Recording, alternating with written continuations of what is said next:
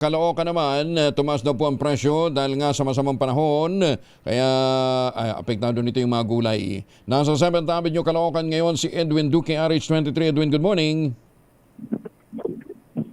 Edwin. Ay buntag Kuya Angel, hindi apektado yung ilang presyo ng karni dito sa Caloocan.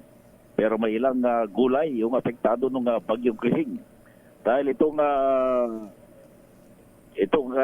broccoli, Kuya Angel, umabot ng 240 mula sa dating 200.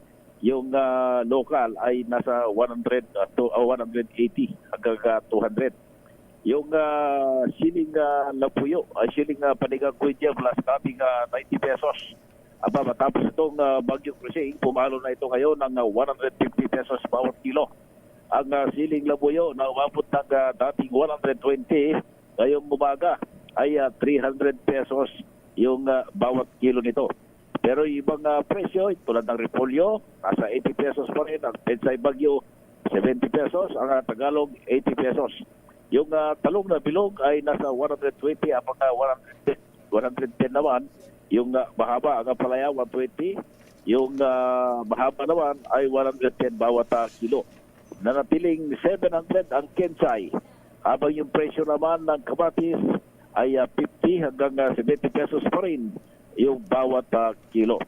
Sa presyo naman, Gugel, ng manok, hindi apektado.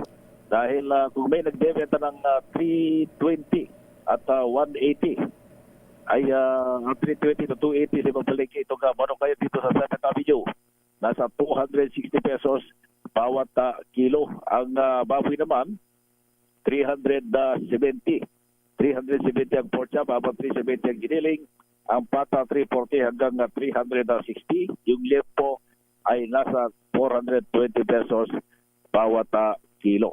Sa presyo naman ng mga gula o mga prutas, saging labandan nasa 80 pesos. Kaya dyan, 10 peso yung tinaas. Yung lakatan ay 90 hanggang 100 pesos bawat kilo. Sa presyo ng bigas, mag-umpisa pa rin sa 48.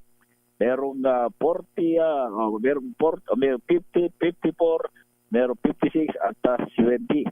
Yung dinurado, 80 pesos bawat kilo at ang malagkit, 80 pesos. Yung medyo magandang klase, pumapalo ng 100 pesos bawat kilo. Sa mga dahon-dahon, nasa 15 hanggang 20 pesos bawat tali ng kabuti, lokpati, ampalaya at iba pang mga dahon ng gulay.